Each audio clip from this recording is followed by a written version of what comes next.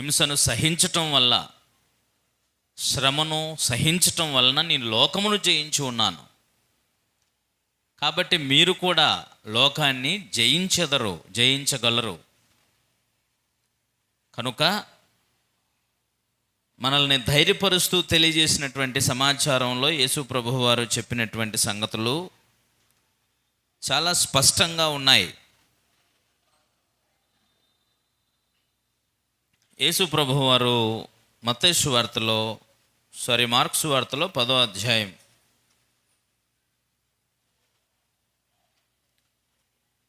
Mark సువార్త 10వ అధ్యాయంలో 28వ వచనంలో రాయబడింది. పేతురు గారు మాట్లాడుతున్నారు ప్రభువుతో, ఇదిగో మేము సమస్తమును విడిచిపెట్టి నిన్ను వెంబడించుతామని ఆయనతో చెప్పసాగాను. అందుకు యేసు ఇట్లా, నేను నా నిమిత్తమును సువార్త నిమిత్తమును ఇంటినైనను, అన్నదమ్ములనైనను, అక్క చెల్లెండ్రనైనను, తల్లిదండ్రులనైనను, పిల్లలనైనను, భూములనైనను విడిచినవాడు ఇప్పుడు ఇహమందు, అంటే ఈ లోకంలో, హింసలతో పాటు నూరంతలుగా ఇండ్లను, అన్నదమ్ములను, అక్క చెల్లెండ్రను, తల్లులను, పిల్లలని, భూములను, రాబో లోకమందు నిత్య జీవమును పొందునని నీతో నిశ్చయముగా చెప్పుచున్నాను అన్నాడు. మొదటివారు అనేకులు కడపటి వారు అగుదురు, కడపటి వారు మొదటి వారు అగుదురు. నేను ఈ మాటలు చెప్పటంలో చాలామంది వెనుక తీసే ప్రమాదం ఉంది అనేటువంటి విషయం చాలా స్పష్టంగా కనిపిస్తుంది. ప్రభువు ఈ మాటలు ఎవరితో చెప్పాడు, ఎందుకు చెప్పాడు, ఏ ప్రశ్నకు సమాధానంగా యేసు ప్రభు వారు ఈ మాట చెప్పారు అనేటువంటి విషయాన్ని మీరు కొంచెం ఆలోచన చేస్తే, మీరు చేసినటువంటి త్యాగాలకి 100 రెట్లు ప్రతిఫలం ఉంటుంది అని చాలా అద్భుతమైనటువంటి ఆదరణతో కూడిన మాటల్ని యేసుప్రభు వారు చెప్పారు. కానీ ఆ ప్యాకేజీల్లో ఇంకొకటి కలిపి చెప్పాడు. ఏంటో చెప్పగలరా? ఆ ప్యాకేజీలో ఏముందంటే, మీరు అన్నదమ్ములని, అక్క చెల్లెండ్రని, పిల్లల్ని, భూముల్ని, తల్లిదండ్రులని విడిచినటువంటి వాడు ఇహమందు హింసలతో పాటు 100 అంతలుగా ఇండ్లని, అన్నదమ్ములను, అక్క చెల్లెండ్రని, తల్లులను, పిల్లలని, భూముల్ని, రాబో లోకమందు నిత్య జీవమును పొందునని మీతో నిశ్చయముగా చెప్పుచున్నాను. ప్యాకేజీ అంత బాగుంది, మధ్యలో ఒకటే బాగోలేదు. ఆ ప్యాకేజీలో ఇది కలిపి ఉంది, అది మర్చిపోకూడదు. మీరు విడిచిన త్యాగానికి, మీరు చేసిన త్యాగానికి, మీరు విడిచి వచ్చిన దానికి 100 రెట్లు మీరు ఫలం పొందుతారు. కానీ దాంతోపాటు ఉన్న ఆ ప్యాకేజీలో ఇంకొకటి ఏముందనంటే హింస ఉంది. దానికి సిద్ధమేనా? 100 రెట్లు పెద్దగా కనబడతాయి కదా, 100 రెట్లు ఇస్తానండి దేవుడు. అందుకే దేవుడు మమ్మల్ని ఇట్లా ఆశీర్వదించాడు, అలాగా ఆశీర్వదించాడని సాక్ష్యాలు చెప్పేటువంటి మనుషులు బాగానే చూసి ఉంటారు మీరు కూడా. కానీ ఇక్కడ ఎవరి కొరకు, ఎలాంటి వారి కొరకు అనేటువంటి విషయం ఆలోచించాల్సిన విషయం. ఈ సందర్భంలో యేసుప్రభు వారు చెప్పినటువంటి మాటల్లో ఒకడు యేసుప్రభు వారి దగ్గరకు వచ్చి, నిత్యజీవం కోసం నేను ఏ మంచి పని చేయాలయ్యా అని చెప్పేసి యేసుప్రభు వారిని అడిగాడు. అతడు ధనవంతుడైనటువంటి యవనస్తుడు, మామూలుడు కాడు. కాబట్టి ధర్మశాస్త్రం ఆజ్ఞలను గైకొనుపో అని ప్రభువు చెప్పినప్పుడు అతని బాల్యం నుంచే వీటిని గైకొంటున్నాను అన్నాడు. అయితే నీకు ఒకటి కొదువుగా ఉంది, పరిపూర్ణ ఒకటి కోరితే అది పని చేసేసేయి అన్నాడు. అదేంటనంటే, నీ కలిగినదంతయు అమ్మేసి బీదలకిచ్చి వచ్చి నన్ను వెంబడించు అని ప్రభువు చెప్పాడు. అందుకు ఆ మాటకి అతడు ఏమయ్యాడంటే, చాలా ఆస్తి కలిగేవాడు కనుక ఏమైపోయాడంటే దుఃఖపడుతూ వెనక్కి వెళ్ళిపోయాడు. 22వ వచనంలో, మిగులు ఆస్తి గలవాడు కనుక ఆ మాటకు ముఖం చిన్నబుచ్చుకొని దుఃఖపడుతూ వెళ్ళిపోయినా, అప్పుడు యేసు చుట్టూ చూచి, ఆస్తి గలవారు దేవుని రాజ్యంలో ప్రవేశించడం ఎంతో కష్టం అని తన శిష్యులతో చెప్పాను. ఆయన మాటలకు శిష్యులు విస్మయం పొందిరి అని అన్నాడు. ఇప్పుడు యేసుప్రభు వారి శిష్యులు ఏమయ్యారట? విస్మయం. ఏ మాటకి? ఆస్తి కలిగిన వారు పరలోక రాజ్యంలో ప్రవేశించుట చాలా కష్టం అని చెప్పగానే శిష్యులకి ఆశ్చర్యం వేసింది. ఓరి బాబు, అవునా? ఆస్తి కలిగిన వాడు పరలోకంలో ప్రవేశించడం అంత కష్టమా అని వీళ్ళందరూ ఆశ్చర్యపడిపోయి తమలో తాము ఇలాగా ఆలోచించుకుంటూ ఉండగానే ప్రభు ఇంకో బాంబు పేల్చాడు మరలా. ఏమనంటే, తమ ఆస్తి యందు నమ్మిక ఉంచేవారు దేవుని రాజ్యంలో ప్రవేశించుట ఎంతో దుర్లభం. ధనవంతుడు దేవుని రాజ్యంలో ప్రవేశించుట కంటే ఒంటె సూది బెజ్జంలో దూరడు సులభం. అందుకు అత్యధికముగా మళ్ళా ఆశ్చర్యపడ్డారు. అత్యధికముగా ఆశ్చర్యపడి, అట్లయితే ఎవడు రక్షణ పొందగలడని ఆయన అడిగిరి. అట్లయితే ఎవడు రక్షించబడతాడండి? మీరు చెప్పే మాటలు చాలా కష్టంగా ఉన్నాయి, ఇవేవో ముందు చెప్పింటే మేము కూడా ఆలోచించుకుని ఉండేవాళ్ళం అన్నట్టుగా మాట్లాడుతున్నారు వాళ్ళు. ఆశ్చర్యపోయారు. అందుకనే అప్పుడు వాళ్ళకి యేసుప్రభు వారు చెప్పినటువంటి సమాధానం ఏంటంటే, ఇప్పుడు చెప్పాడండి, ఇదిగో అతనికి యవనస్తుడైనటువంటి ఆ ధనవంతునికి ఏం కావాలి? నిత్యజీవం కావాలి. నిత్యజీవం కావాలని వచ్చినటువంటి వాడు దానికోసం ఏం చేయాలో చెప్పినప్పుడు దాన్ని చేయాలి కదా. దాన్ని చేయట్లేదు ఆయన. ప్రభు చెప్పింది చేయడు. తనకు నచ్చినటువంటి భక్తిని కలిగి ఉండాలని కోరుకుంటున్నాడు. ఇప్పుడు ఉన్నదంతా అమ్మేసి బీదలకి ఇచ్చేస్తే నాకేముంటుంది? అంతేకాకుండా పరలోకంలో నీకు ధనం కలుగుతుందనే మాట మీద అతను నమ్మకం ఉంచలేకపోయాడు, నమ్మలేకపోయాడు ప్రభు మాటల్ని. కనుక ఆస్తి కలిగిన వారు దేవుని రాజ్యంలో ప్రవేశించుట దుర్లభం. ఆస్తి యందు నమ్మకం ఉంచిన వారు, ప్రభు చాలా స్పష్టంగా చెప్పేశాడు. అది 24వ వచనంలో ఆయన ఈ మాటలకు విస్మయం పొందినటువంటి శిష్యులతో, పిల్లలారా, తమ ఆస్తి యందు నమ్మిక ఉంచువారు దేవుని రాజ్యంలో ప్రవేశించుట ఎంతో దుర్లభం. ఆస్తి యందు నమ్మకం ఉంచుతావా? దేవుని ప్రజలు, దేవుని రాజ్య సంబంధులు ఎలా ఉండాలి? ఇహమందు ధనవంతులైన వారు ఎలా ఉండాలో తెలుసా? తెలియదు కదా. 6:17 చదవండి. తిమోతికి రాసిన మొదటి పత్రిక 6వ అధ్యాయం 17వ వచనం. ఇహమందు ధనవంతులైన వారు గర్విష్ఠులు కాక అస్థిరము అయిన ధనము యందు నమ్మకముంచక అన్నాడు. అస్థిరమైన ధనము యందు నమ్మిక ఉంచొద్దు. అది అపోస్తుల బోధ, యేసుప్రభు వారి బోధ కూడా అదే. కాబట్టి మీరు అది ఉండటం వల్ల సహజంగా ఆస్తి అదంతా ఎక్కువగా ఉండడం వల్ల ఏముంటుందని మనిషి జీవితంలో సుఖం ఉంటుంది. అంతే కదా. సుఖం ఉంటుంది, సంతోషం ఉంటుంది, ఆనందం ఉంటుంది,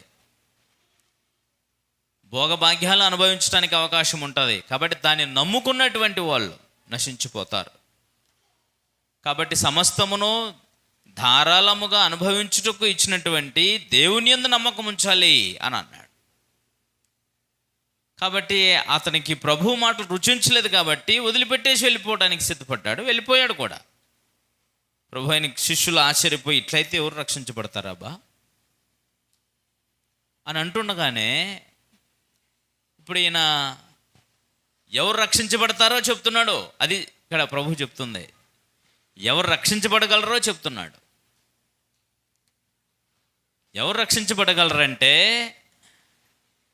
అతనికి ఆ ధనవంతుడైనటువంటి యవనునికి ధనం యందు నమ్మకం ఉంచాడు. కానీ అనేకులు ధనం యందు నమ్మకం ఉంచరుగా. ఇండ్ల యందు, భూముల యందు, రక్త సంబంధాల మీద, ఇలాంటి వాటి మీద కూడా మనసు పెట్టుకొని ఉంటారు. వీటిని కూడా వదిలిపెట్టేసేయాలి అని అన్నాడు. వదిలిపెడితే మాకేం వస్తుంది అని ప్రభు శిష్యులు అడిగినప్పుడు ప్రభు చెప్పాడు, ఇవన్నీ మీరు 100 రెట్లు పొందుతారు, కానీ వీటన్నిటితో పాటు నీకేముంటుంది? హింస ఉంటుంది. మరి ఇవన్నీ వదిలిపెట్టేస్తే వీళ్ళందరూ ఏం చేస్తారు? పొగుడతారేంటి మిమ్మల్ని? ఇప్పుడు వీళ్ళందరినీ వదిలిపెట్టేసి ప్రభు సువార్త నిమిత్తం, ప్రభు నిమిత్తం వెళ్ళిపోయారు అనుకోండి. ఇప్పుడు వీళ్ళందరూ ఏం చేస్తారు? మిమ్మల్ని ఒక గొప్ప కార్యం చేస్తున్నారని అంటారా? ఏమంటారు మరి?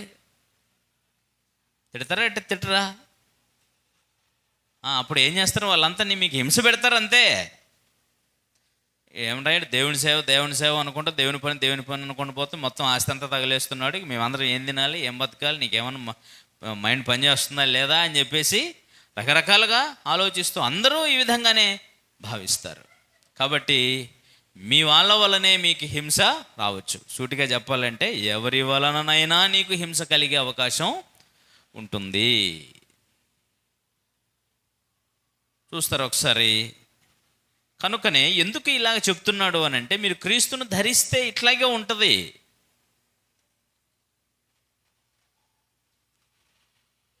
మత్తయి సువార్త కూడా చూద్దాం ఒకసారి, చూసొద్దాం. మత్తయి సువార్త 10వ అధ్యాయంలో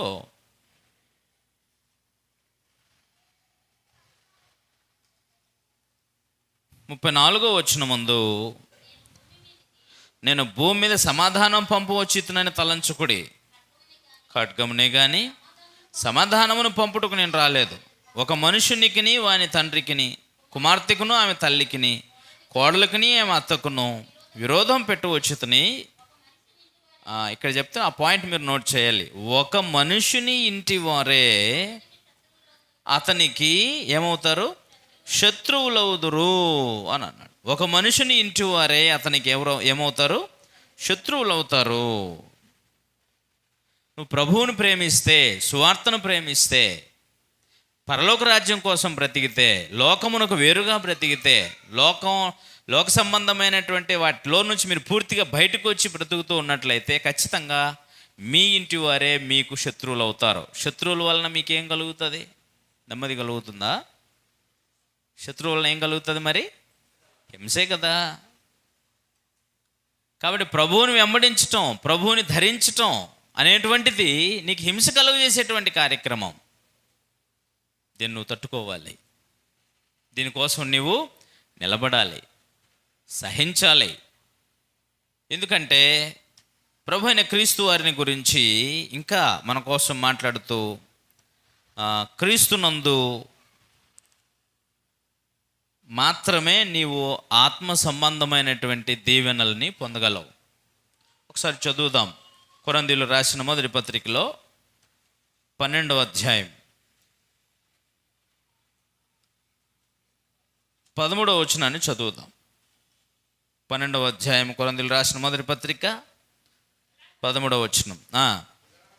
ఎలాగనగా యూదులమైనను, గ్రీసు దేశస్థులమైనను, దాసులమైనను, స్వతంత్రులమైనను మనమందరము ఒక్క శరీరములోనికి ఒక్క ఆత్మ యందే బాప్తిస్మం పొందితిమి. ఒక్క శరీరముగా ఉండుట కను చూడండి. ఒక్క శరీరములోనికి అన్నప్పుడు ఒక్క శరీరముగా ఉండడం కొరకు ఒక్క శరీరంలోనికి, ఒక్క సంఘములోనికి ఒక్క ఆత్మ యందే బాప్తిస్మము పొందితిమి అన్నాడు. మనమందరము ఇప్పుడు క్రీస్తునందున్నటువంటి వాళ్ళందరూ కూడా, క్రీస్తునందున్న వాళ్ళందరూ కూడా దేనిలోకి బాప్తిస్మం పొందారు? క్రీస్తు శరీరం అనే సంఘంలోనికి. ఇప్పుడు ఒక్క శరీరముగా ఉండుట కానీ ఎందుకు అన్నాడు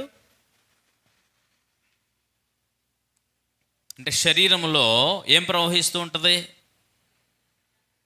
రక్తం ప్రవహిస్తూ ఉంటుంది. అంటే ప్రభు అయిన క్రీస్తు యొక్క సంఘంలో, క్రీస్తు శరీరం అనేటువంటి సంఘంలో క్రీస్తు ప్రభు వారి యొక్క రక్తం ప్రవహిస్తూ ఉంటుంది.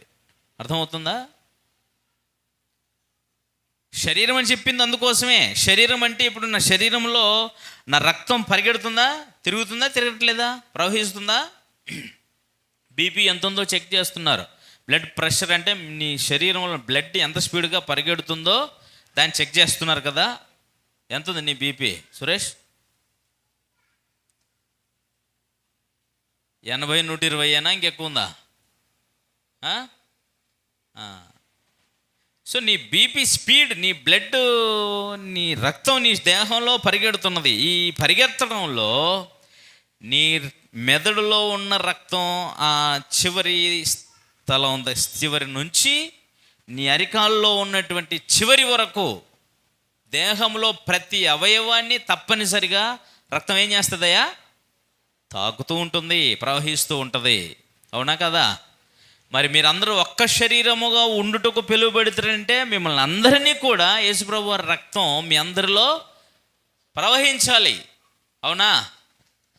యేసుప్రభు వారి రక్తం మీ అందరి దేహాల్లో ప్రవహిస్తే ఏముంటుంది మరి? క్రీస్తు యేసులోని బాప్తీసం పొందిన మీరందరూ క్రీస్తుని ధరించుకొని ఉన్నారు. ఇప్పుడు వేషం కాదు, పైన ధరించుకున్నది క్రీస్తునే, మీ దేహంలో ప్రవహిస్తుంది కూడా క్రీస్తు రక్తమే. నిజమేనా? క్రీస్తు రక్తం ప్రవహిస్తున్నట్లయితే అట్టి క్రీస్తు నందు, అందుకనే చెప్పాడు అది క్రీస్తు నందు ఇప్పుడు నీకు ఆత్మ సంబంధమైన ప్రతి ఆశీర్వాదము అనుగ్రహించబడుతుంది. అందుకని క్రీస్తు నందు సద్భక్తితో అన్నప్పుడు క్రీస్తు నందు అంటే క్రీస్తు శరీరములో అని అర్థం. క్రీస్తునందంటే క్రీస్తు, ముందు చెప్పానే, క్రీస్తునందంటే క్రీస్తు రక్తంతో చేయబడిన క్రొత్త నిబంధన, క్రీస్తు రక్తంతో సంపాదించబడిన క్రీస్తు సంఘం. కాబట్టి క్రీస్తునందంటే క్రీస్తు శరీరములో ఆయన తన శరీరం అందు ఏమయ్యాడు? పేతురు మొదటి పత్రిక 4వ అధ్యాయం 1వ వచనం. పేతురు రాసిన మొదటి పత్రిక 4వ అధ్యాయం 1వ వచనం. క్రీస్తు శరీరమందు శ్రమ పడెను గనుక మీరును అట్టి మనస్సును ఆయుధముగా ధరించుకోండి. క్రీస్తు తన శరీరమందు ఏమయ్యాడండి? శ్రమ పడెను. సో ఆయన శరీరమును సంఘములో చేర్చబడిన నీవు, ఆ ఒక్క శరీరముగా ఉన్న నీవు క్రీస్తు రక్తం నీలో ప్రవహిస్తున్నట్లయితే నీలో ఏ మనసు ఉంటుంది? ఇప్పుడు ఏ మనసు ఉంటుంది? క్రీస్తు తన శరీరమందు శ్రమ పడెను కనుక నీ మనసు కూడా, నీ శరీరము కూడా ఇప్పుడు ఏమవుతుంది? శ్రమ పడుతుంది. శ్రమ పడాలి, కష్టపడాలి, హింస అనేది కలుగుతుంది. తప్పనిసరిగా ఆ హింసను నువ్వు భరిస్తావు. కనుకనే మీరు ప్రభు అయిన క్రీస్తునందు ఉండవలసినటువంటి వారై ఉంటారు. ఇంకొక మాట, క్రీస్తు రక్తం ఎక్కడ పడితే అక్కడ ప్రవహించదు. ప్రవహిస్తుందా? మరి ఎక్కడ ప్రవహిస్తుంది? రక్తం ఎక్కడ ప్రవహిస్తుంది? శరీరంలోనే ప్రవహిస్తుంది. కాబట్టి క్రీస్తు శరీరం అనే సంఘంలో ఆయన రక్తం ప్రవహిస్తుంది. ఎక్కడ పడితే అక్కడ క్రీస్తు రక్తం ప్రవహించదు కదా. అందుకనే ఒకడు క్రీస్తు సంఘమునే అంటిపెట్టుకుని ఎందుకు ఉండాలి అని అంటే, క్రీస్తు సంఘంలో క్రీస్తు రక్తం ప్రవహిస్తూ ఉంటుంది కనుక. క్రీస్తు రక్తము నీ దేహంలో ప్రతి అవయవాన్ని తాకినట్టుగా నీ ఈ సంఘంలో ఉన్నటువంటి ప్రతి వ్యక్తిని క్రీస్తు రక్తం ఏం చేస్తుంది? తాకుతుంది. తాకి పని చేస్తూ ఏం చేస్తుంటుందయ్యా? రక్తం ఇంకో పని కూడా చేస్తుంటుంది. నీ శరీరం, నీ రక్తంలో ఉన్న కల్మషాన్ని కూడా బయటికి తీసేస్తుంటుందా? తీసేదా? కిడ్నీలు పనిచేసి ఫిల్టర్ చేసి ఏదో ఒక దాని రూపంలో బయట పంపిస్తుంది కదా. కాబట్టి ప్రభు అయిన క్రీస్తు రక్తము ఆయన శరీరం అనే సంఘంలో ప్రవహిస్తూ ఉన్నట్లయితే సంఘంలో ఉన్న ప్రతి మలినాన్ని కూడా ఏం చేస్తుంది? అదే తీసేస్తూ ఉంటుంది. అందుకనే నువ్వు క్రీస్తు ప్రభు వారి సంఘంలోనే ఉండాలి. క్రీస్తునందే అంటే క్రీస్తు శరీరం అనే సంఘంలోనే నీకు ఆత్మ సంబంధమైన పరలోక విషయంలో ప్రతి ఆశీర్వాదము వాగ్దానము చేయబడింది. క్రీస్తు సంఘం, క్రీస్తు శరీరంలోనే రక్తం ప్రవహించినట్టుగా క్రీస్తు సంఘములోనే క్రీస్తు ప్రభు వారి రక్తం ప్రవహిస్తున్నట్టుగా క్రీస్తు నందే నీకు ఆత్మ సంబంధం ప్రతి ఆశీర్వాదము వాగ్దానం చేయబడింది. కాబట్టి ఈ పరలోకం కావాలనుకునేటువంటి వాళ్ళు ఎవరైనా సరే ఏం చేస్తారు? మీరు హింస పొందుతారు. అది క్రీస్తునందు ఉండటం అంటే. క్రీస్తునందు ప్రతి ఒక్కరూ కూడా హింస పొందుతారు. ఆ విషయాన్ని మీరు మర్చిపోవద్దు. కాబట్టి నువ్వు లోకంలో రాజీ పడ్డవే అనుకో, లోకంతో రాజీ పడి బ్రతికేవే అనుకో, నీకు ఈ లోకంలో ఏ సమస్య లేదు. నువ్వు క్రీస్తునందు బ్రతికితే లోకంతో సమస్య, ప్రాబ్లమ్స్ వస్తాయి. కాబట్టి ఈ క్రమంలో నీవు ఏం చేయటానికి ఉద్దేశించుకున్నావో ఆలోచించుకో. నువ్వు లోకంతో జతకూడినంతకాలం నీకు శత్రువులు ఉండరు. నువ్వు క్రీస్తు సంఘంలో క్రీస్తునందు బ్రతికితేనే నీకు లోకం నీకు శత్రువుగా నిలుస్తుంది. దానికి నువ్వు ఎంతవరకు సిద్ధపడి ఉండగలవో ఒకసారి పరీక్షించుకొని నిలిచేటువంటి ప్రయత్నం చేయండి. అంతేకాకుండా ప్రభు అయినటువంటి క్రీస్తు యొక్క సంఘంలో నీ భక్తికి సంబంధించినటువంటి కార్యక్రమాలలో తిమోతికి రాసిన 2వ పత్రికలో 3వ అధ్యాయం. ఇప్పుడు క్రీస్తుని ధరించినటువంటి వారిని చూద్దాం. క్రీస్తుని ధరించినటువంటి వారు, క్రీస్తుని ధరించినటువంటి వారు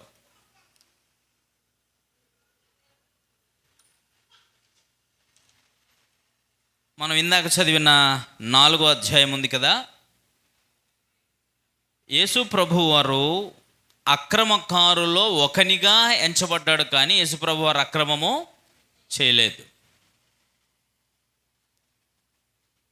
యేసు ప్రభువు వారిని ధరించినటువంటి మీరు కూడా ఏమై ఉంటారని చెప్పాడంటే ప్రభువారు, మీరు కూడా అక్రమకారులో ఒకనిగా ఎంచబడతారు, ఎంచబడవలసి ఉంటుంది. కానీ మీరు అక్రమము చేసి కాదు. ప్రభువు ఈ లోకములో ఉండి ఏ పాపము చేయకుండా నిర్దోషిగా నిష్కలంకుడుగా బ్రతికాడు. జ్ఞాపకం ఉందా వచనము? హెబ్రీ పత్రికలో 7వ అధ్యాయం 26వ వచనం అనుకుంటాను. హెబ్రీ పత్రిక 7వ అధ్యాయం 26. పవిత్రుడును నిర్దోషియు నిష్కల్మషుడును పాపులలో చేరక ప్రత్యేకంగా ఉన్నవాడును అన్నాడు యేసుప్రభు వారి కోసం. పాపులలో చేరక ప్రత్యేకంగా ఉన్నవాడు. అర్థమైందా? నిర్దోషి, పరిశుద్ధుడు, నిష్కల్మషుడు, పాపుల్లో చేరక ప్రత్యేకంగా ఉన్నవాడు. సో ఆయన ధరించుకున్నవాడు అలాగే ఉంటాడు. కనుకనే ఆయన చెబుతున్నటువంటి మాటలను కొంచెం జాగ్రత్తగా మీరు ఆలోచన చేయగలిగితే, అట్టి ప్రభు అయినటువంటి క్రీస్తు వారిని ధరించుకున్నటువంటి ప్రతి వ్యక్తి ఆయన పొందినటువంటి శ్రమల్లో మీరు జాగ్రత్తగా చూస్తే, ఇందాక మనం చదివినటువంటి వాక్య భాగంలో మీరు నరహంతకుడుగా కానీ, దొంగగా కానీ, పరుల జోలికి పోవాడుగా కానీ శ్రమ అనుభవింప తగదు. మరి క్రీస్తు సంబంధిగా క్రీస్తు నామము నిమిత్తం నువ్వేం భరించు? శ్రమను సహించు, హింసను భరించు. నీ క్రీస్తుని ధరించుకున్నా కాబట్టి నేను హింసను భరిస్తా. నువ్వు క్రైస్తవుడు అన్నందుకు నన్ను హింసిస్తే నేను ఎంతకైనా సిద్ధం. నువ్వు క్రైస్తవుడు అయినందుకు, క్రీస్తున నామమును ధరించినందుకు నీవు హింసిస్తానంటే, చంపేస్తానంటే చంపేసుకో. కానీ లోకం విషయంలో నేను నేరస్తుని కాదు. నా దేశము నాకు ఇచ్చినటువంటి హక్కు విషయంలో నేను ఎప్పుడు నేరస్తుని కాదు. అర్థమవుతుంది కదా? అలాగా ప్రారంభం నుంచి సంఘము ఎదుర్కొన్నటువంటి శ్రమ, ఇందాక మనం 4వ అధ్యాయం చదివాం పేతురు మొదటి పత్రికలో. ఆ సందర్భం ఎందుకు రాయబడిందో తెలుసా? మీకు గుర్తు చేస్తూ వచ్చాను కదా. నాబోతు ఏ నేరం చేసి శిక్ష అనుభవించాడు? ఏ నేరము చేయలా, కానీ రాళ్ళతో కొట్టబడి చంపబడ్డాడు. యేసు ప్రభు వారు ఏ నేరం చేసి శిక్ష అనుభవించాడు? ఏ నేరము చేయలా. నాలో పాపం ఉన్నదని ఎవడు నిరూపించగలడా అని అడిగాడు. అపోస్తులలో పౌలు, శీల ఏ నేరం చేసి చెరసాలకు వెళ్ళి బట్టలు ఊడబెక్కించబడి కొట్టబడి భయంకరంగా బండలతో కట్టివేయబడ్డారు? వాళ్ళు ఏ నేరము చేయలా. వాళ్ళు బంధించబడింది కేవలం దేనికోసం చెప్పండి? కేవలం సత్యం చెప్పినందుకే, కేవలం వాక్యం చెప్పినందుకే, కేవలం క్రీస్తుని ధరించినందుకే, కేవలం క్రైస్తవులైనందుకే. తాను యూద మతస్థుడుగా శిక్ష అనుభవించడానికి, శ్రమ అనుభవించడానికి ఒప్పుకోలేదు. ఆ విషయానికి వస్తే నేను రోమా పౌరుడుగా నేను శిక్ష అనుభవించాల్సిన అవసరం లేదు. కానీ నేను క్రీస్తు సంబంధిగా శిక్షను, శ్రమను అనుభవిస్తున్నాను. ఇలాగా క్రీస్తు శరీరమందు శ్రమపడిన కనుక మీరు నట్టి మనుషుని ఆయుధముగా ధరించుకోండి. క్రీస్తు సంఘంలో చేర్చబడిన వాడు ఖచ్చితంగా శ్రమ పడడానికి ఇష్టపడతాడు. యేసు ప్రభు వారు శరీరధారిగా ఉన్నంతకాలం ఏ విధంగా హింసను భరించాడో, అలాగే క్రీస్తు ప్రభు వారి సంఘము భూమి మీద ఆరంభించబడినప్పటి నుంచి కూడా సంఘము భౌతికంగా హింసించబడుతూనే ఉందా లేదా? సంఘం హింసించబడిందా లేదా? ఎంత భయంకరంగా హింసించబడిందో. వాస్తవానికి సంఘము నేరము చేసి హింస భరించలేదు. ఏ విధమైన పాపం చేసి లేక దేశద్రోహానికి పాల్పడి సంఘము శ్రమ అనుభవించలేదు. వాళ్ళు కేవలము క్రైస్తవులైనందుకే తాము చేయని నేరం కొరకు శిక్ష అనుభవించారు. మొదటి శతాబ్దంలో స్థాపించబడినటువంటి క్రీస్తు ప్రభు వారి యొక్క సంఘం, ఆ కాలంలో నీరో చక్రవర్తి అనేటువంటి వాడు ఒకడు, అంతకు ముందు ఉన్నటువంటి రాజు అద్భుతంగా పరిపాలన చేసుకొని రోమపట్నాన్ని అందంగా కట్టించుకున్నాడు. అందులో ఈ నీరో చక్రవర్తి అనేవాడు కూడా, నీరో అనేటువంటి వాడు కూడా నేను రాజునైపోవాలి అనేటువంటి గొప్ప ఆశయంతో బతికాడు. కాలక్రమంలో అతడు కూడా రాజు అయ్యాడు. రాజు కావాలనే ఆకాంక్ష, రాజు అయ్యాడు. అయిన తర్వాత రోమ్ పట్టణాన్ని అందంగా ఉన్నప్పటికీ దాన్ని కాల్చివేసి దానిని మరలా తిరిగి కట్టించడానికి ప్లాన్ చేశాడు.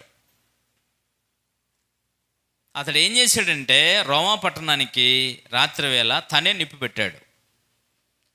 రోమా పట్టణానికి తనే నిప్పు పెట్టాడు.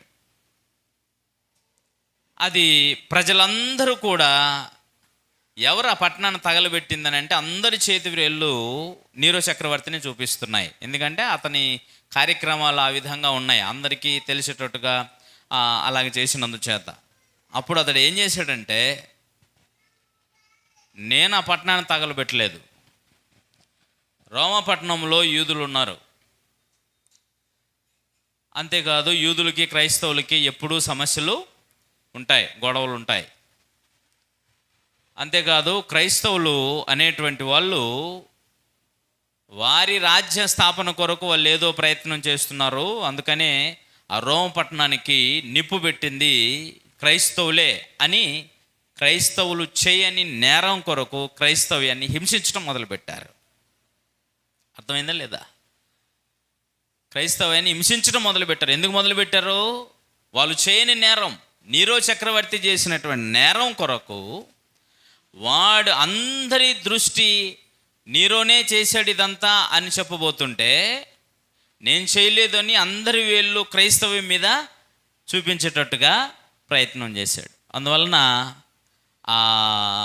పూర్తిగా క్రైస్తవ్యం మీద ప్రజల వ్యతిరేకతను పెంచుకొని ప్రభుత్వంతో సహా చేతులు కలిపి క్రైస్తవ్యం చేయని నేరానికి శిక్ష అనుభవిస్తూ వచ్చింది. అలాంటి శ్రమలలో రాయబడినటువంటి పత్రిక రోమపత్రిక.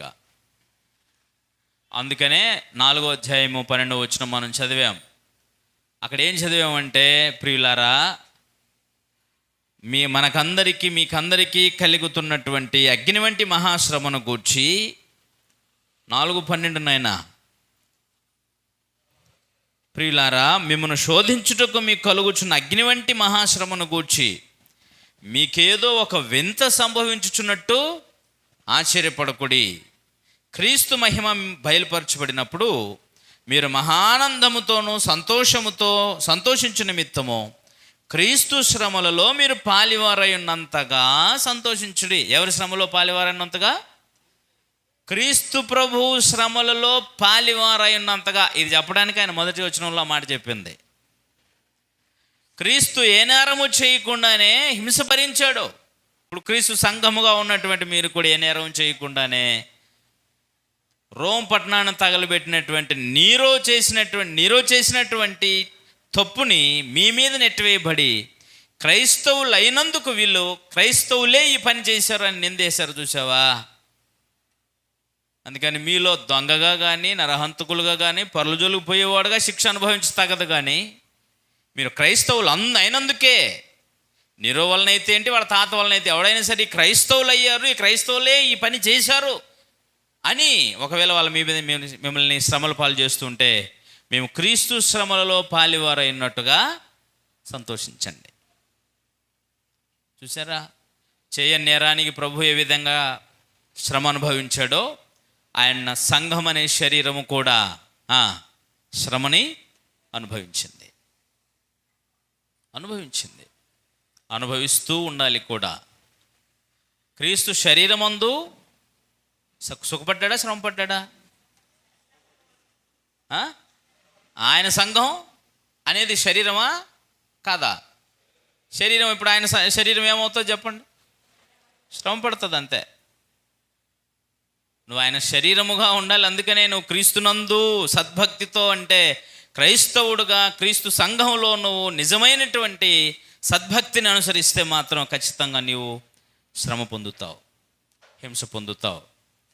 కానీ అది నీకు ఎండ్ కాదు, అదే నీకు ముగింపు కాదు. అర్థమైందా లేదా? యేసు ప్రభు వారు చంపేశాము, అంత అయిపోయింది అనుకుంటుంటే దేవుడు ఆయన మృతుల్లో నుంచి లేపి మహానందకరమైనటువంటి లోకంలో మహిమగల సింహాసనం మంది కూర్చోబెట్టినట్టుగా మిమ్మల్ని కూడా, అందుకని మరణ భయం మీకు తీసేశాడు. కాబట్టి క్రీస్తు సంఘమైనటువంటి మీకు మరణమును గూర్చినటువంటి భయం అక్కరే లేదు, మరణాన్ని గూర్చినటువంటి ఆలోచన మీకు అవసరం లేదు, మరణానికి భయపడాల్సిన అవసరం ఏమీ లేదు, మరణం వల్ల మీకు జరిగే నష్టమేమీ లేదు. అర్థమవుతుందా? మరణం వల్ల నీకు జరిగే నష్టం ఏమీ లేదు. మీరు తిరిగి లేస్తారు. కాబట్టి ప్రభు మహిమ ప్రత్యక్షపరచబడ్డప్పుడు 4వ అధ్యాయం చూడండి ఎంత బాగుంటుందో. క్రీస్తు మహిమ బయలుపరచబడినప్పుడు మీరు మహానందముతో సంతోషించు నిమిత్తం. క్రీస్తు మహిమ బయలుపరచబడే దినం ఒక దినం ఉంది. ఆయన శరీరములో, ఆయన శ్రమలలో పాలివారమైనట్టుగా మీరు చేయని నేరం కొరకు క్రీస్తును ధరించినందుకే శ్రమ అనుభవిస్తే, ఆయన మహిమ బయలుపరచబడినప్పుడు మీరు మహానందముతో సంతోషిస్తారు. మహానందం మీ కొరకు ఉంది. కాబట్టి ఆ మహా సంతోషాన్ని మీరు అనుభవించడం కొరకు ఆయన శ్రమల్లో పాలివారైనంతగా మీరు సంతోషించండి. ఆ తర్వాత ఇంకేమన్నాడంటే, క్రీస్తు నామము నిమిత్తము మీరు నిందపాలైన ఎడలా అన్నాడు. దేని నిమిత్తము? క్రీస్తు నామము నిమిత్తము మీరు నిందల పాలైన ఎడలా. ప్రభు చెప్పాడు నా నిమిత్తము అన్నాడు. అందుకని ఏమన్నాడు? నా నిమిత్తము జనులు మిమ్మును నిందించి, హింసించి, అబద్ధముగా చెడ్డ మాటలెల్ల పలికినప్పుడు మీరు ధన్యులు. నా నిమిత్తము జనులు మిమ్మును నిందించి, హింసించి, నా నామము నిమిత్తం అన్నాడు. అందుకని ఆయన నామము నిమిత్తము మీరు నింద పాలైన యెడల మహిమాస్వరూపియోగ ఆత్మ అనగా దేవుని ఆత్మ మీ మీద నిలుచుచున్నాడు కనుక మీరు ధన్యులు. వావ్! దేవుని ఆత్మ మీ మీద ఉన్నాడు, మీలో ఉన్నాడు. మహిమాస్వరూపైన ఆత్మ మీలో ఉన్నాడు. అందుకని మీ క్రీస్తు నామము నిమిత్తం నింద భరించేటువంటి అవకాశం ఎప్పుడైనా వచ్చిందా? మీరు నిందల పాలు అవుతున్నారంటే, మీరు తప్పులు చేసి నిందల పాలు అవుతుంటే అది దేవుని దృష్టికి హితము కాదు, దేవుని దృష్టి గొప్ప కాదు. అది నీకు అవమానకరమే, దేవునికి కూడా అవమానకరమే, క్రీస్తు సంఘానికి కూడా అవమానకరమే. అది నీకు మహిమకరంగానో క్రీస్తు సంఘానికి మహిమకరంగానో ఉండాలనంటే నువ్వు నీ శ్రమ, నీ హింస ఎవరి నిమిత్తమై ఉన్నదై ఉండాలా? క్రీస్తు నామము నిమిత్తమైనదై ఉండాలా. అంటే నువ్వు క్రైస్తవుడు అయినందుకు నువ్వు బాధ అనుభవించవలసి వస్తే, నువ్వు క్రైస్తవుడు అయినందుకు నీకు రేషన్ కార్డు ఇవ్వను అన్నాడు అనుకో, థ్యాంక్ యూ చెప్పేసేయండి. నువ్వు క్రైస్తవుడు అన్నందుకు నీకు ఆధార్ కార్డు ఇవ్వను అన్నాడు అనుకో, థ్యాంక్ యూ చెప్పేసేయండి. నువ్వు క్రైస్తవుడు అన్నందుకు నేను లోపలేస్తాను అన్నాడు అనుకో, అటైతే వేసేసేయి. నువ్వు ఇండియన్ కాదన్నావంటే నేను ఒప్పుకునేది లేదు. అర్థమైందా? నువ్వు దేశద్రోహాన్ని పాల్పడుతున్నట్టు ఒప్పుకోను. క్రైస్తవుడుగా హింసిస్తానంటావా? So happy. కాబట్టి క్రీస్తునామము నిమిత్తం అంతగా మీరు ఇష్టపడి ప్రభు యొక్క పనిలో, ప్రభు యొక్క సంఘంలో ప్రభువుని ధరించిన వారై శ్రమపడాలి. క్రీస్తును ధరించిన వారుగా మీరందరూ కూడా శ్రమ అనుభవించాలి, హింస భరించాలి. అంతేకాని లోక సంబంధమైనటువంటి వాటి కోసం మీరు ఎప్పుడు కూడా శిక్ష భరించి లేక శ్రమను భరించి ఇది అవ్వకూడదు. ఇది ప్రభు అయిన క్రీస్తు సంఘం కొరకు చెప్పినటువంటి మాట కదా. ఇప్పుడు మరలా మనము తిమోతి పత్రిక దగ్గరికి వెళ్దాం.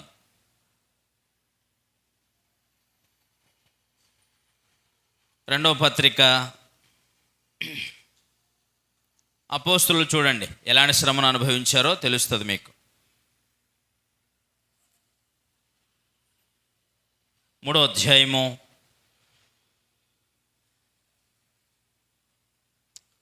అపోస్తుల కార్యం తిమోతికి రాసిన 2వ పత్రిక 3వ అధ్యాయం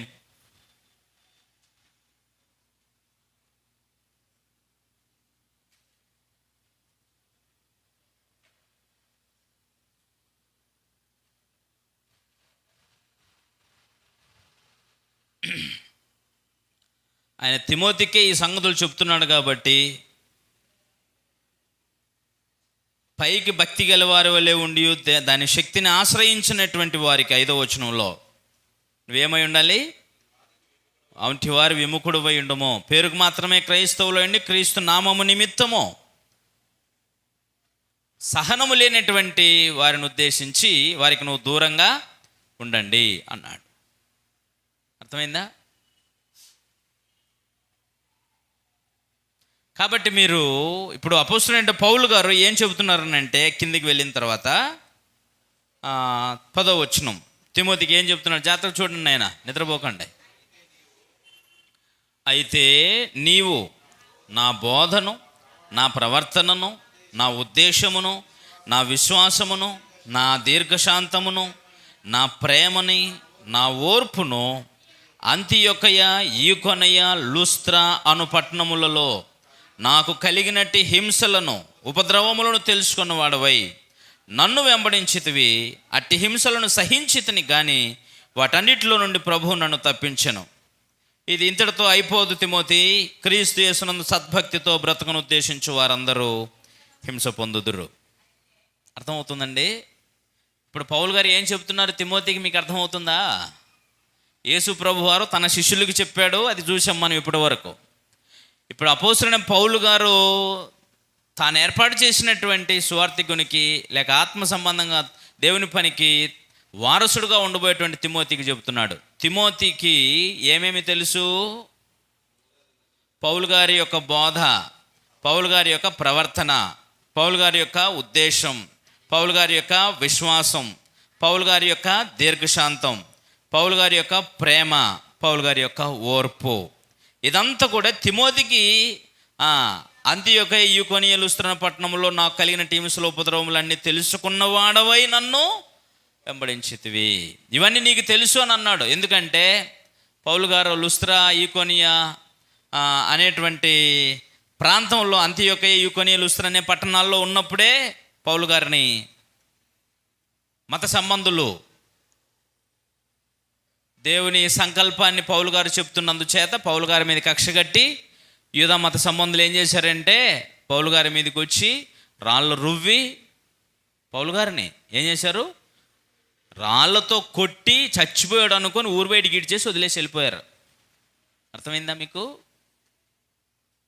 అది జరిగింది అక్కడే, లుస్త్రా అనే పట్టణంలో. తిమోతి వచ్చింది అక్కడి నుంచే. అంటే పౌలు గారు భరించినటువంటి ఆ శ్రమ, ఆ అవమానం, ఆ రాళ్ళ దెబ్బలు, ఆ చావు, ఆ ఉపద్రవం, ఆ హింస, ఇదంతా కూడా ఎవరికి తెలుసు? చదువుదామా? చూడండి, ఇది ఎందుకు చెప్తున్నాడు పౌలు గారు తిమోతికి? క్రీస్తు యేసునందు సద్భక్తితో బ్రతుకును ఉద్దేశించు వారంతా నన్ను చూసావు కదా, అదే అంటున్నాడు పౌలు గారు తిమోతికి చెప్తున్నాడు. చూడండి ఒకసారి అపోస్తుల కార్యముల గ్రంథం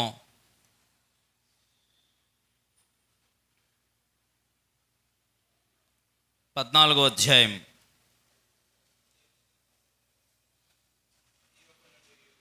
19వ వచనంలో అంతియొకయ నుండి, ఈకొనియ నుండి యూదులు వచ్చి జనసమూహములను తమ పక్షంగా చేసుకొని, ఇది జరిగింది ఎక్కడ తెలుసా? లుస్త్రలోనే. జరిగింది ఎక్కడ? లుస్త్ర అనేటువంటి పట్టణంలోనే. యూదులు వచ్చి జనసమూహం తమ పక్షాన్ని చేసుకొని పౌలు మీద రాళ్ళు రువ్వి అతడు చనిపోయిన అనుకొని పట్టణం వెలుపలికి అతన్ని ఈడ్చిరి. అయితే శిష్యులు అతని చుట్టూ నిల్చుండగా అతడు లేచి పట్టణంలో ప్రవేశించి మర్నాడు బర్నబాతో కూడా దెర్బేకు బయలుదేరిపోయాడు. ఆ పట్టణంలో సువార్త చెప్పిన తర్వాత మళ్ళీ అనేకులను శిష్యులను చేసిన తర్వాత మళ్ళీ ఎక్కడ దెబ్బలు తిన్నాడో ఆ పట్టణానికి వెళ్ళాడు మరలా. ఇంక అర్థమవుతుందా? పౌలు గారిని రాళ్ళతో కొట్టింది, చచ్చిపోయాడు అనుకొని ఊరు బయటికి ఇడ్చేసింది. ఎక్కడ రాళ్ళతో కొడితే ఎన్ని రాళ్ళతో కొట్టింటారు చెప్పండి. రాళ్ళతో కొట్టడం అంటే ఎలా ఉంటుందో తెలుసు మీకు? మీరు గొడవ పడేటప్పుడు ఎవడైనా రాళ్ళు పట్టుకున్నాడు అంటే అయిపోతాడు అంత. అర్థమైందా? అప్పుడప్పుడు ఊళ్ళో ఎవరితోనో గొడవ పడాలంటే కంకర రాళ్ళు, ఈ సైజు రాళ్ళని తీసుకొచ్చి కుప్ప పోసుకునేవాళ్ళు. ఎవడొస్తారు రండ్రా అనేవాడు. అంతే. ఎంతమందిని అని వేయచ్చు రాళ్ళతో. 10 మంది వచ్చినా కూడా ఏం చేయొచ్చు? విసరడమే తీసుకొని వేసేయడమే. అందుకని 10 మంది కాదు 20 మంది కూడా రారు. ఎందుకని? ఆ పరిగెత్తుకొని వచ్చేసరికి ఎన్ని రాళ్ళు ఎత్తాడో తెలియదు, రాయి ఎక్కడ తగులుతుందో తెలియదు. ఎంత భయంకరం ఉంటుందో తెలుసు రాళ్ళ దెబ్బలు. మనిషిని చంపటానికే రాళ్ళతో కొట్టడానికి, రాళ్ళతో కొట్టే ఆ క్రమము అక్కడ ఉన్నప్పుడు పౌలు గారిని వీళ్ళందరూ కలిసి, యూదులందరూ కలిసి రాళ్ళతో కొట్టారు అని అంటే ఎంత భయంకరంగా ఉంటుందో ఆలోచించండి. ఎక్కడెక్కడ దెబ్బలు తగిలాయో, తలకెక్కడ తగిలాయో, చేతికి ఎక్కడ తగిలాయో, ఎక్కడ బ్రెయిన్కి తగిలిందో, ఎక్కడ ఏ అవయవానికి ఎక్కడ తగిలిందో తెలియదు రాళ్ళ దెబ్బలు. పౌలు గారు చచ్చిపోయాడు అనుకొని వదిలేసిపోయారట. అందరూ వెళ్ళిపోయిన తర్వాత మరలా దేవుడే అతనికి శక్తిని ఇచ్చాడేమో, మరలా తమాయించుకొని తన దేహాన్ని చూసుకొని లేచి, తన దగ్గర రోమా పౌరసత్వం ఉన్నా కూడా దాన్ని అక్కడ ఉపయోగించట్లేదు ఆయన. ఎందుకంటే ప్రజల్ని హింసించటం ఆయన పని కాదు, సహించటం ఆయన పని. కాబట్టి అక్కడ నుంచి లేచి తమాయించుకొని మొత్తం తాను మళ్ళా రెడీ చేసుకొని దెర్బేకి వెళ్ళిపోయాడు. దెర్బేకి వెళ్ళి వాక్యం చెప్పి అక్కడ కొంతమంది శిష్యులను తయారు చేసి మళ్ళీ అంతకుముందు ఏ లుస్త్రాలో అయితే దెబ్బలు తిన్నాడో, చావు దెబ్బలు తిన్నాడో అక్కడికి మళ్ళా వచ్చాడు. వచ్చి అప్పుడు తిమోతిని వెంట పెట్టుకొని వెళ్ళాడు. 16వ అధ్యాయాన్ని చూడండి.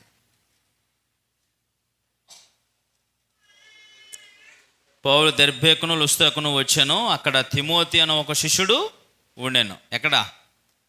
లుస్త్రాలో. అందుకని పౌలు గారు అక్కడ చెప్పింది ఏమని?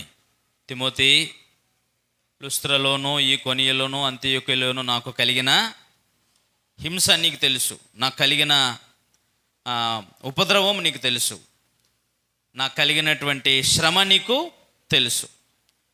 ఇవన్నీ నేను భరించిన సంగతి నువ్వు చూసే కదా వచ్చావు తిమోతి. అయితే నేను చెప్తున్నా విను, ఇది నాతోనే అంతరించిపోదు. భవిష్యత్ దినాల్లో కూడా క్రీస్తునందు సద్భక్తితో బ్రతుకు ఉద్దేశించే వాళ్ళందరికీ ఇట్లాంటి హింసలు వస్తాయి అని చెప్పేశాడు. చూసారా? అంటే యేసు ప్రభువారు చెప్పినట్టు శిష్యులు భరించారు, యేసు ప్రభువారు చెప్పినట్టు స్థానిక సంఘం భరించింది, యేసు ప్రభువారిని ధరించుకున్నటువంటి పౌలు గారు భరించారు. పౌలు గారు కూడా తర్వాత తరాల కోసం కూడా ఆ సంగతిని చెప్తూ వెళ్తున్నారు. ఇప్పుడు చెప్పండి, ఎక్కడుంది క్రైస్తవ్యంలో క్రీస్తునందు సుఖ సంతోషాలు, ఆయుర ఆరోగ్యాలు కలిసి వచ్చేటువంటి పరిస్థితులు ఎక్కడున్నాయి చెప్పండి ఇప్పుడు మీరు? ఉన్నాయా? క్రీస్తులో మీకు హింస అనేటువంటిది, శ్రమ అనేటువంటిది ఎవరి వలననైనా మీకు రావచ్చు. అది మీరు ఎరగవలసిన సత్యం. మీ సొంత ఇంటి వారి వలన, ఇంటి వారే మీకు శత్రువులు అవ్వచ్చు, మీ పట్టణస్తులే మిమ్మల్ని హింసించవచ్చు, మీ మతస్థులే మిమ్మల్ని హింసించవచ్చు, లేకపోతే ప్రభుత్వ అధికారాల వలన మీకు హింసలు కలగవచ్చు, లేకపోతే ఎవరి వలన ఏ దిక్కు నుంచి అయినా సరే మీకు హింస, శ్రమ అనేది ఖచ్చితంగా రావచ్చు. అదే చెప్తుంది గ్రంథం. క్రీస్తునందున్న వాడికి ఇదే పరిస్థితి. కానీ అందరూ 8వ అధ్యాయం పట్టేసుకుంటారు. క్రీస్తునందున్న వాడికి ఏ శిక్షా విధియు, ఎన్ని శ్రమలు ఉన్నాయని చెప్తుంటే అక్కడ ఏ శిక్ష లేదా అంటాడే. అది అంత తొందరగా అర్థమయ్యే వాక్యం కాదు. క్రీస్తు యేసునందున్న వాడికి ఏ శిక్షా విధి లేదు. ఎలాగంటే ఆయన చెప్పినటువంటి మాటలో క్రీస్తు యేసునందు పాప మరణముల నియమము నుండి జీవమునిచ్చే ఆత్మ యొక్క నియమము నన్ను విడిపించింది. ఆ నియమాలు అక్కడున్న సంగతుల్లో తెలియక క్రీస్తునందునోడికి ఏ శిక్షా విధి లేదు, అంత ఆనందమే అని చెప్తుంటాడు. దొంగలు ఏమి తెలియదు వాళ్ళకి పాపం. అక్కడ చెబుతుంది ఆయన, ధర్మశాస్త్రం అనేటువంటి శిక్షించే చట్టం నుంచి, పాప మరణములు అనేటువంటి ఆ చట్టం నుంచి విడిపించి, పాపైన వాడు తిరిగి నిత్యజీవం పొందటానికి ఒక కొత్త నిబంధనను దేవుడు ప్రవేశపెట్టాడు. ఆ నిబంధన క్రీస్తు నా శిక్షను భరించి ఆయన రక్తం ద్వారా చేసిన జీవనియమం ద్వారా నాకు నిత్యజీవము అనుగ్రహించబడింది అనే విషయం చెప్పడం కొరకు అక్కడ చెప్పాడు. కానీ శిక్ష ఉండదని లేదా. శిక్ష వేరు, నరక శిక్ష వేరు. నరక శిక్ష నుంచి తప్పించబడటానికి క్రీస్తునందు ఏర్పాటు చేసిన కార్యం అది. భూమి మీద మాత్రం క్రీస్తునందున్న వారికి ఖచ్చితంగా శ్రమలు, హింసలు ఉంటాయి. కాబట్టి దీనిని అర్థం చేసుకొని జీవించడానికి ఎంతమందికి ఇష్టమో వాళ్ళే ప్రభు అయిన క్రీస్తునందు ఉండగలరు అనేటువంటి విషయం జ్ఞాపకం చేస్తున్నాను. కాబట్టి ప్రభునందు ప్రియులారా, ఇదంతా తిమోతి నీకు తెలుసు కదా. కాబట్టి నీవు కూడా దేనికి సిద్ధపడు. ఈయనకెందుకు చెప్తున్నాడు ఇదంతా తెలుసు, చూసే కదా వచ్చావు. ఇవన్నీ చూసి వచ్చినప్పుడు నాలో ఏం చూసావు? నేను సంపాదించుకున్న భక్తిని చూసావు తిమోతి. తాను సంపాదించుకున్న భక్తి ఏంటిది? ఈయన పోనీ తిమోతికి సంపాదించుకోమని చెప్పిన భక్తి ఏదైనా గుర్తుందా? గుర్తులేదా? తిమోతికి కూడా సంపాదించుకోమని చెప్పాడు కదా భక్తిని. ఏం సంపాదించుకోమని చెప్పాడు? 6వ అధ్యాయమా? 6వ అధ్యాయం 11వ వచనం, మొదటి పత్రిక. దైవజనుడా, నీతిని, భక్తిని, విశ్వాసమును, ప్రేమను, ఓర్పును, సాత్వికమును సంపాదించుకో. ఇప్పుడు ఈయనలో ఏమున్నాయి? బోధ, ప్రవర్తన, ఉద్దేశము, విశ్వాసము, దీర్ఘశాంతము, ప్రేమ, ఓర్పు, ఇవన్నీ ఉన్నాయి. ఇదే ఆయన భక్తిని సంపాదించుకుంది. దైవభక్తిని సంపాదించుకుంది ఇదే. ఓర్పు, ఈ హింసల్లో, శ్రమల్లో నీకు ఆదరణ కలిగించేది కూడా ఇదే. ఇవి నువ్వు కలిగి ఉండాలి. ఇదంతా నీకు తెలుసు కదా. కాబట్టి ఈ హింస, ఈ శ్రమలు నీకు వస్తాయని ముందే తెలుసు. కాబట్టి నువ్వు తప్పనిసరిగా వీటి కోసం ఏం చేయి? సిద్ధపడు. ఎలా సిద్ధపడతావు? వస్తాయి కాబట్టి వచ్చినప్పుడు చూద్దాంలే అని కాదు. నీలో ఉండాల్సింది విశ్వాసము, ప్రేమ, దీర్ఘశాంతము, సహనము, ఓర్పు, ఇవి ఉండాలి. సాత్వికము, ఇవన్నీ నీలో ఉండాలి. ఇంత చక్కగా చెప్పాడు చూడండి. కాబట్టి క్రీస్తునందు చెప్పండి, ఇప్పుడు క్రీస్తు యేసునందు సద్భక్తితో బ్రతుకును ఉద్దేశించు వారంతా హింస పొందుతారా పొందరా? మీరు పొందుతారా పొందరా? ఉంటారా ఊడిపోతారా? ఊరికే రాదు పరలోకం. నా నిమిత్తము నీతి నిమిత్తం హింసింపబడు వారు ధన్యులు, పరలోక రాజ్యము. నీతి నిమిత్తం హింసింపబడ్డోళ్ళకి పరలోకం ఉంది, హింస లేనోడికి లేదు. అర్థమైందా లేదా? కాబట్టి ఇప్పుడు మీరు ఒకసారి మన విశ్వాస జీవితాన్ని పరీక్షించుకుందాం. మనం ఎక్కడున్నామనేటువంటి విషయం మనకు స్పష్టంగా తెలియాలి. సహనం ఉందా? మనం ఆత్మీయంగా బలవంతులమైన, ఆత్మ సంబంధమైన బలం ఏదనంటే సహనమే నీ బలం. అర్థమైందా? ఆత్మ సంబంధమైన నీ బలం ఏదనంటే ఓర్పే నీ బలం, అదే నీ బలం. ఆత్మ సంబంధన బలహీనుడు అంటే అర్థం ఏంటి? వచ్చే శ్రమను తట్టుకోలేక ఎదురుదాడి చేయటమో, లేకపోతే కీడుకు ప్రతి కీడు చేయటమో, లాంటి చేయటం అనేటువంటిదే ఆత్మ సంబంధమైన బలహీనత. ఆత్మ సంబంధమైన బలం ఏంటి? సహనం. అదే నిన్ను పరిపూర్ణునిగా చేసేటువంటిది. కాబట్టి ఆలోచించి, క్రీస్తు యేసునందు సద్భక్తితో బ్రతుకును ఉద్దేశించు వారందరూ ఏం పొందుతారండి? హింస పొందుతారు. నిజమా అబద్ధమా? నిజమేనా? అన్ని ఆధారాలు చూపించేశాను మీకు, అవునా? ఇంకా ఉంది, ఇంకో 2 గంటలు ఉంది, చూద్దాం. ప్రస్తుతానికి చిన్న బ్రేక్ తీసుకోండి. టీ బ్రేక్ తీసుకున్న తర్వాత వచ్చి కూర్చోండి. మరి కొన్ని సంగతులు మీకు జ్ఞాపకం చేస్తాను.